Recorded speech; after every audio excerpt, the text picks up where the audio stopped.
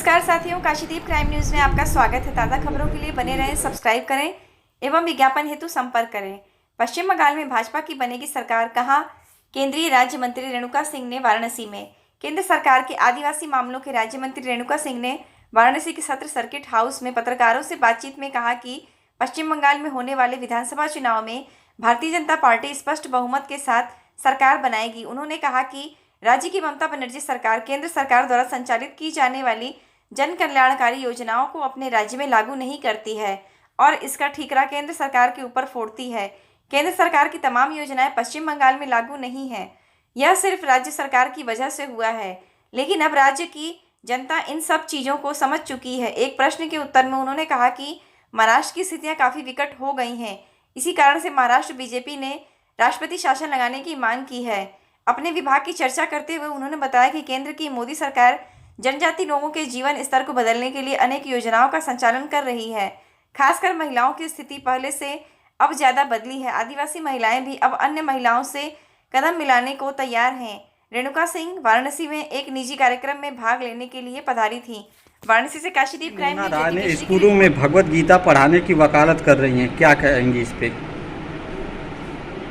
देखिए, अलग अलग राज्यों की अपनी अपनी पॉलिसी होती है।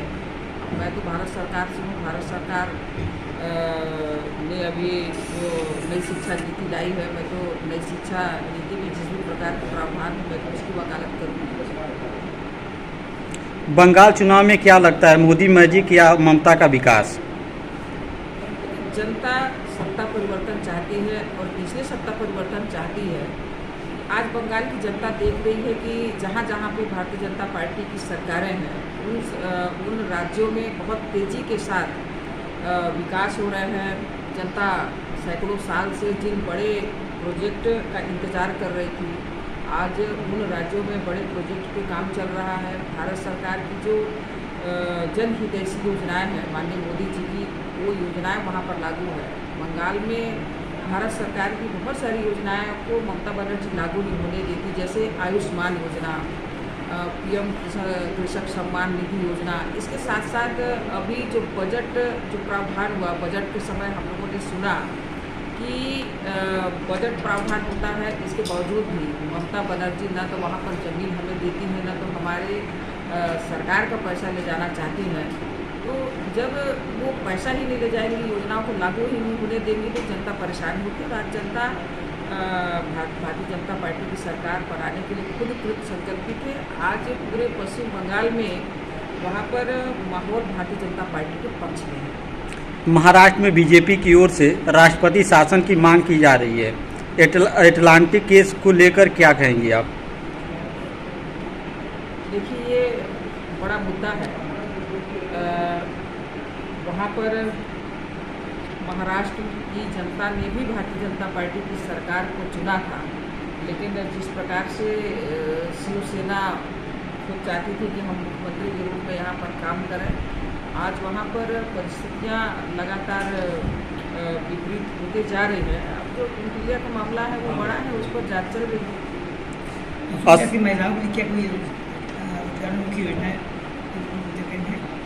देखिए, आत्मनिर्भर भारत में हमारे देश के युवाओं के लिए, हमारी महिलाओं के लिए ढेर सारी योजनाएं हैं।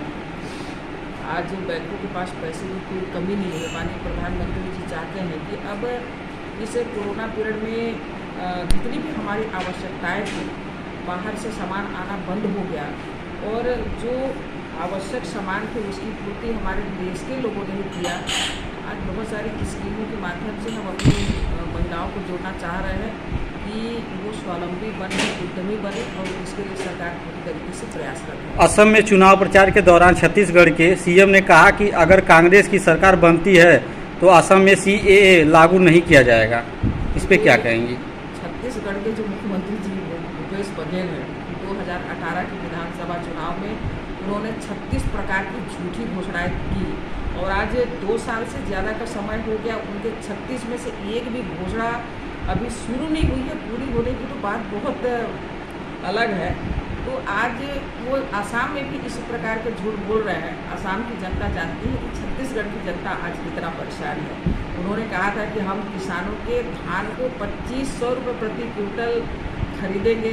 आज तक 2500 रुपये प्रति क्विंटल खरीदा नहीं गया। हम जितने भी पढ़े लिखे जो युवा बेरोजगार हैं उनको प्रति महीना 2500 रुपये भत्ता देंगे और महिलाओं के ऊपर जितने भी प्रकार के कर्ज हैं हम सब कर्ज माफ़ करेंगे। तो भूपेश बघेल जी मैंने उनको ठग बाबा कहा है, ये ठगने का काम करते हैं। आज छत्तीसगढ़ की जनता को ठगने के बाद आसाम की जनता को ठगने गए हैं और भारतीय जनता पार्टी के हमारे बहुत सारे कार्यकर्ता छत्तीसगढ़ के आसाम में गए हुए हैं और उनके झूठ का पर्दाफाश करने के लिए वो लगे हुए हैं कि भूपेश बघेल की किसी बात को न माना जाए।